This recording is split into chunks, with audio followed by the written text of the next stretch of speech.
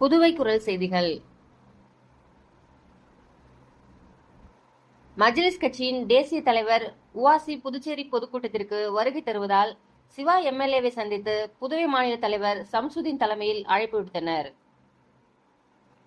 சிறுபான்மை முஸ்லிம்களின் கல்வி மற்றும் வேலை வாய்ப்பில் புதுச்சேரி அரசு வழங்கிய 2% இடஒதுக்கீடு முழுமையாகவும் முறையாகவும் நடைமுறைப்படுத்த வேண்டும் என்றும், சமூக நீதிக்கான இடஒதுக்கீடு முறையில் குழப்பத்தை ஏற்படுத்தி சீர்குலைக்க நினைக்கும் அதிகாரிகள் மீது உரிய நடவடிக்கை எடுக்க வேண்டும் என்ற உள்ளிட்ட பல்வேறு கோரிக்கை நிறைவேற்ற கோரி பிப்ரவரியில் பொதுக்கூட்டத்திற்கு தேசிய தலைவர் உவாசி வருகை தருவதால் மதசார்பற்ற தலைவர்கள் கலந்து கொள்ள அழைப்பு விடுத்தனர்.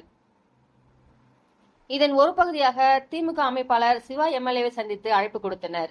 இந்நிகழ்ச்சியில் அகில இந்திய மஜ்லிஸ் கட்சியின் புதுச்சேரி மாநில தலைவர் சம்சுதீன் மற்றும் மாநில பொருளாளர் காஜா கமால், துணை செயலாளர் முகமது அகமது, மாவட்ட செயலாளர் பாபு முகமது அலி மற்றும் நிர்வாகி முகமது சகிருல்லா ஷரீப் ஆகியோரும் கலந்து கொண்டனர்.